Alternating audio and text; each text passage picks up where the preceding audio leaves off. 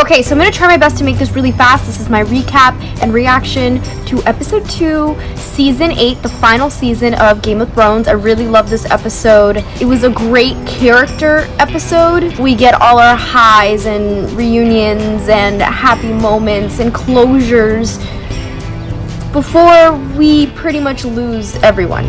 Not everyone, maybe half of the people or whatever, but we're definitely going to lose people next episode. So yeah, I wanted to show you my shirt because I'm wearing my Arya Stark inspired shirt. Since she is my favorite character, I got it on Amazon.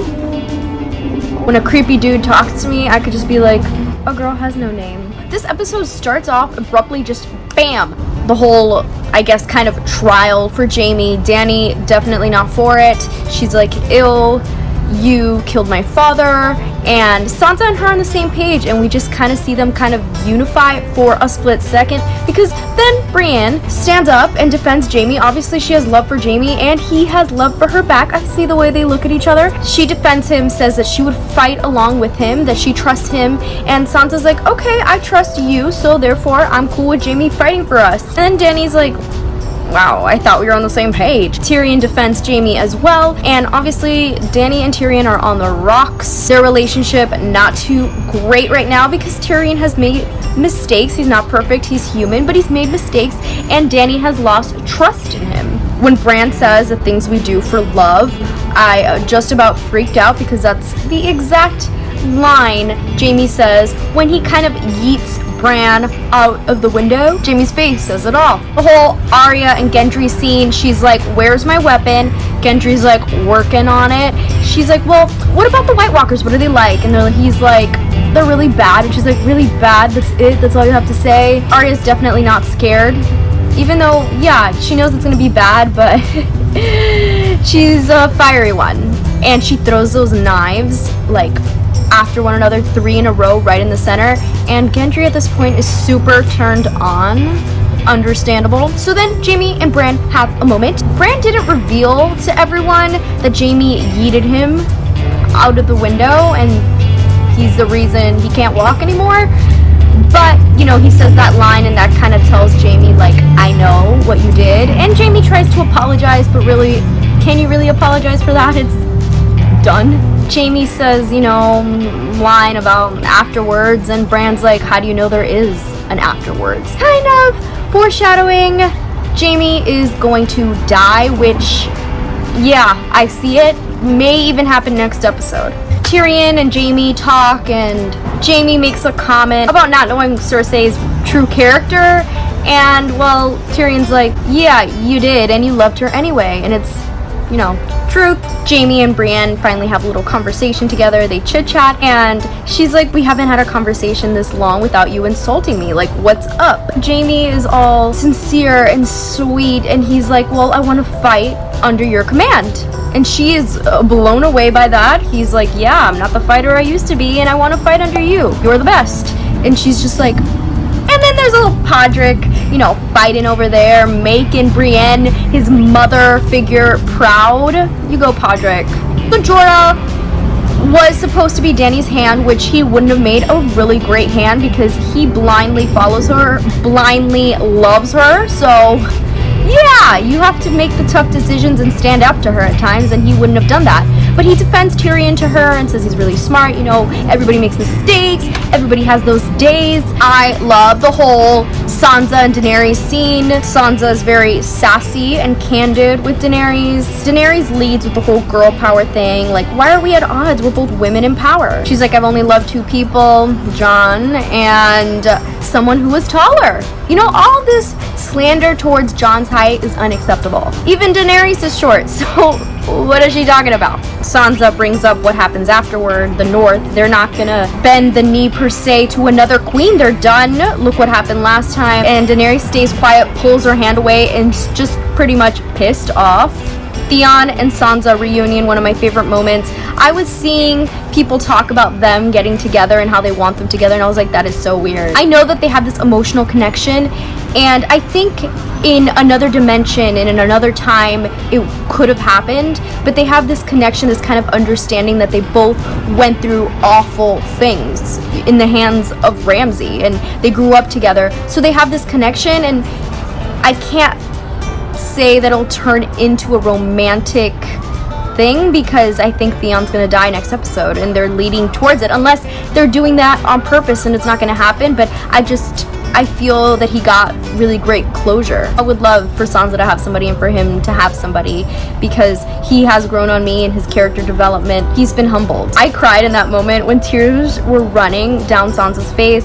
It was just so heartfelt and genuine that I felt it entirely. Davos, this is another character I think may die as well, even though I don't want it, and I may revolt if it happens, because he's just one of the best people. He tries to do what's right all the time, and he's smart, you know.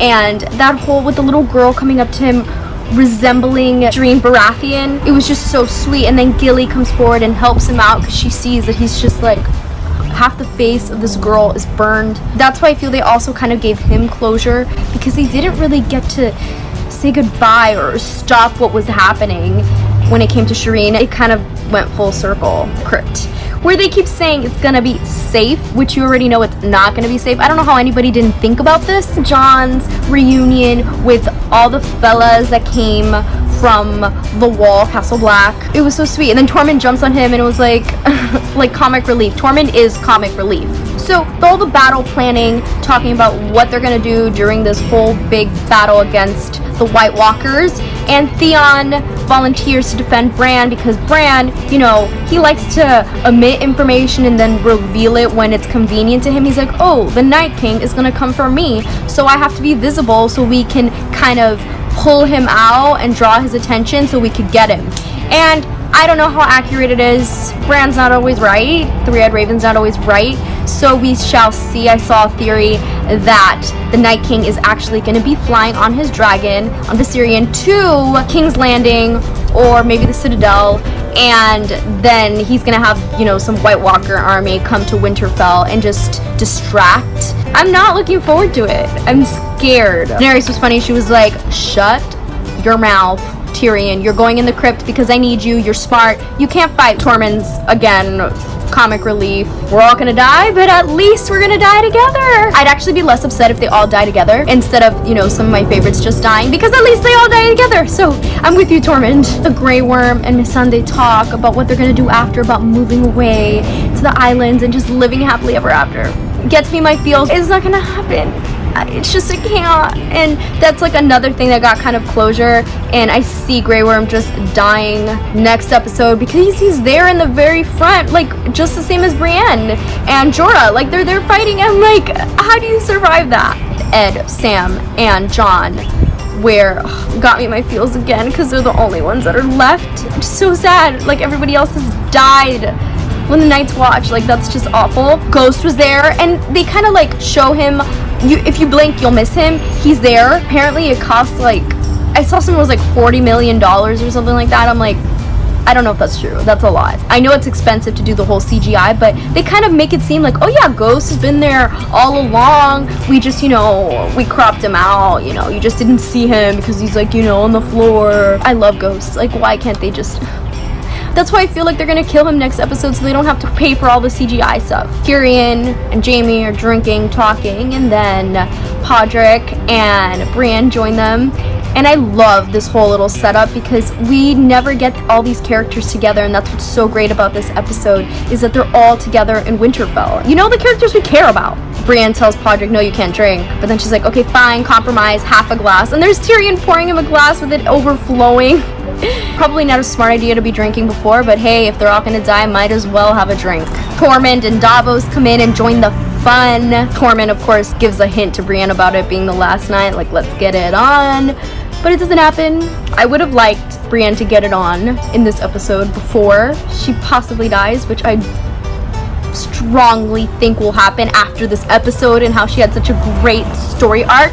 The whole, you know, love triangle between her, Jaime, and Tormund. They both like her. Like, honestly, I would have been for her just, you know, doing it with both of them. Let her have as many men's as she wants. Tormund tells the whole Giant's Veins story of why they call him that and how he drank milk from a giant's boob. It's funny, he's like that weird dude at a bar saying weird stories that you're like, okay. Like, we all know somebody like that. Arya has a moment with the Hound. She asked him, have you ever fought for anything besides yourself? And he said, I fought for you, didn't I? And I was like, the Hound has grown on me. I love him, and I really want him to kill his brother. So please, I hope that he doesn't die in the Battle of Winterfell. Beric comes in ready to, you know, tell a speech, and I think he's gonna die, because what else are they gonna do with him? And that guy died that was kept bringing him back, so he's gonna stay dead for good. Okay, one of my favorite scenes, I know a lot of people are freaking out and searching up Maisie Williams' age. She is 22, a year younger than me, so like, I saw nothing wrong with it. I know Joe Dempsey that plays Gendry is like almost 10 years older, so I get it, there's a big age difference, but he looks pretty young and he's a cutie, so I see no problem with it. I mean, I get it, we've been seeing her since she has been very young. You know, she's a child. This is a pretty badass scene. I mean, might as well get it on before you die. Before this big battle, like, why not? She doesn't want to die a virgin. He gives her weapon. She's impressed. And then she, like, starts asking him questions about women that he's been with. The Red Woman, and, yeah, like, he's like, oh, no, I was never, like, with her like that. Like, she's like, well, how many women have you been with? And he's just like, I don't know, I don't remember. She's like, yeah, you do. Like, guys really try it with you. And she's like, yeah, let me know. And he's like, 3. And she's like, good enough, like, not too many, where I think you probably have like an STD or something, but you know, you're still kind of experienced. So she's like, all right, like, let's do it then. That whole part where she's like, I'm not the Red Woman, so take your own bloody pants off. I was like, I actually saw it was leaked before I saw it, because, you know, the episode already aired in other places. Oh my god, I was so excited. I didn't expect that at all. Like, I know they were flirting, but I didn't know it was gonna happen in this episode. I mean, I guess when else is it gonna happen? Because one of them's gonna die, or both of them are gonna die, which really sucks, but it's reality. Right when I saw this scene, I reverted back to the very beginning of season 1, when Robert tells Ned, I have a son, you have a daughter, let's unite our houses. And they did. Like, they're not married, but like, you know, they did the nasty. After it all happens and she's just like there, like staring, you know, like, I think she still enjoyed it, you know, but like, she's still thinking that there's gonna be battle. Everybody thinks they're gonna die. That whole circle around the fire, everybody thinks they're gonna die, and then Tyrion's like, I don't think so, I think we're gonna live. Very optimistic Tyrion, because there's no chance you're all gonna live. I think he'll live, but a lot of people are gonna die.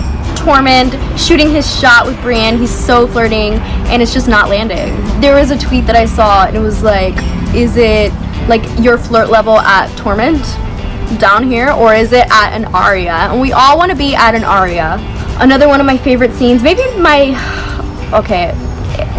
most favorite scene, definitely one of the best in the whole series, when Brienne gets knighted. Such a beautiful moment. I cry, and I still cry thinking about it, because she's so deserving, and it just brushes all that sexism aside, and Jaime looks at her with these eyes of love, and he knights her, and she becomes Sir Brienne, and it's just so awesome. The whole look between her and Podrick, when she's like, oh, I don't want to be a knight, like, whatever, and Podrick's looking at her like, you very well know you want to be a knight, and I know it too. Tormund starts the clap. He's just like that supportive hubby there, like clapping, and everybody claps, and it was just so sweet. And the smile that comes up on her face, because you rarely see her like that. She's always so strong and stoic, and then see that smile flash was just beautiful. I love that they added the whole Jorah and Lyanna scene, because they're family, and I've been wanting them to interact. And she has her little suit of armor, and I really want that suit of armor. It probably fits me because I'm little too. He's basically telling her like, no, you shouldn't fight, like go in the crypt or whatever, and like stay away from it. And she's like, no, I'm gonna fight. She has major balls on her. Jorah's another one, you know,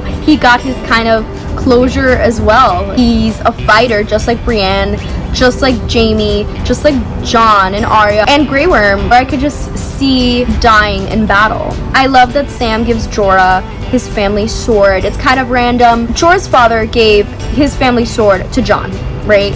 So Jorah, you know, Jon tries to give it to him, and he's like, no, like, my dad gave it to you, like, you deserve it, I betrayed him and let him down. So Sam's like, I can't really carry this sword really well, and Jorah's gonna be fighting there in the front, like might as well give it to him. And it was just really sweet. Podrick can sing. That Jenny song was so pretty, and I love Florence and the Machines like singing it. It was just so nice. This is apparently a song that's in the books, and I love that they were able to recreate it in the show. And what a better person than Podrick to sing it. He's another one that I could see dying next episode, which sucks. I love Podrick as well. If he dies and Brienne lives, like that would hurt her so much.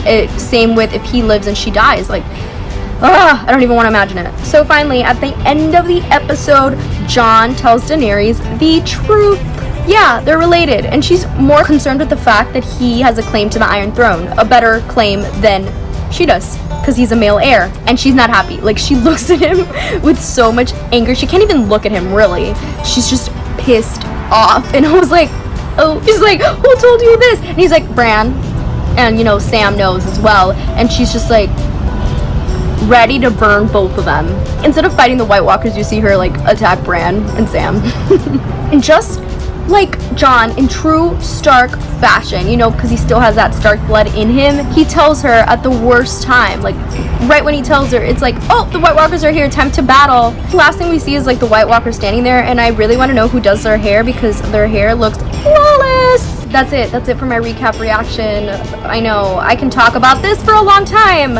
Sorry guys, I'm so scared for next episode. I don't know how my heart's gonna take it, but yeah, that's it guys. Let me know your thoughts. Let me know what you thought about this episode. Who do you think is gonna die?